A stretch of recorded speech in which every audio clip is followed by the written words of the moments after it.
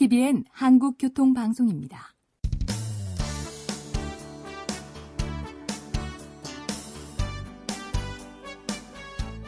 한문철 변호사의 교통사고 솔루션. 이 시간 진행의 한문철 변호사입니다.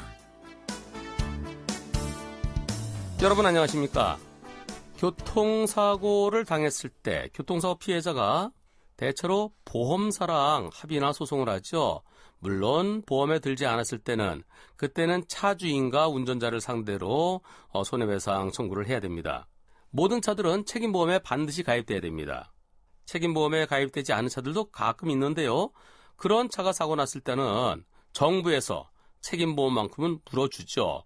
그 다음에 운전자에게 왜 책임보험도 가입하지 않았습니까? 당신이 물어줘야 될 것을 정부에서 먼저 물어줬으니 그만큼 내어놓으시오 라고 구상권 행사를 하게 됩니다.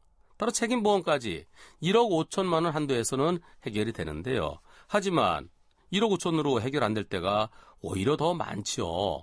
사망사고 또는 크게 많이 다친 경우 1억 5천으로 턱없이 모자랄 때가 있습니다. 그런 경우에 대비해서 종합보험에 가입하는 거죠. 종합보험에 가입되어 있는 차에 사고 당했을 때는 모든 민사상 손해배상은 보험사에서 해주게 됩니다. 보험사를 상대로 손해배상 받을 때 보험사에서 정해놓은 기준대로 합의할 수도 있고요. 또는 법원에서 인정하는 손해배상 기준대로 소송할 수도 있습니다.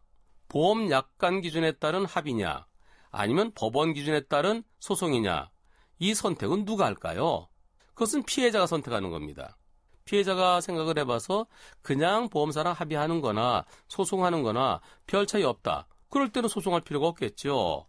소송하면 조금 더 받을 수는 있는데 소송 비용을 생각하고 소송 기간을 생각하면 그동안에 스트레스 받을 거 생각하면 나는 그냥 합의하는 게 낫겠다. 그럴 때는 합의를 해야 되겠죠. 하지만 소송 비용과 소송 기간, 소송하는 동안의 스트레스 이런 걸 감안하더라도 그래도 소송하는 것이 훨씬 더 옳다. 그럴 때 더 많이 받을 수 있다. 라고 판단할 때는 소송으로 가게 되는데요. 다만 소송한다고 해서 당연히 더 많이 받는 것은 아닙니다.